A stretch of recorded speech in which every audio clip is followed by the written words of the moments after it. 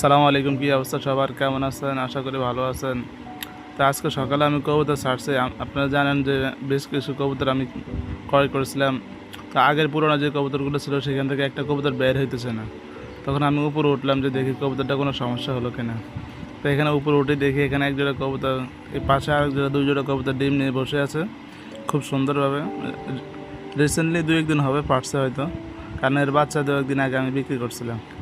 তো যাই হোক গাইস, আমি উপরে কবুতরটা দেখতে গিয়েছিলাম, তখন দেখি যে আমার গিরিবাজ একটা কবুতর, এই যে দেখেন কত সুন্দর একটা গিরিবাজ কবুতর, তার সাথে একটা বাচ্চাও আছে ভিতরে, ওই যে দেখা যাইতেছে।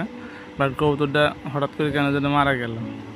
গতকালকেও ভালো ছিল, দেখলাম যে সুস্থ, বাইরে ছাড়াত পাড়ি তো হয়তো বাইরে কিছু খাইছে, এই জন্য কবুতরটা মারা গেছে।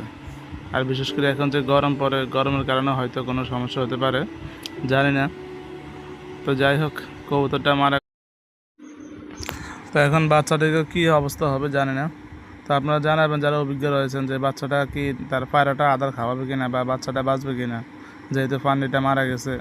কী আর বলবো, আজকে দিনের শুরুটাই আমার একবারে মনটা খারাপ করে দিল।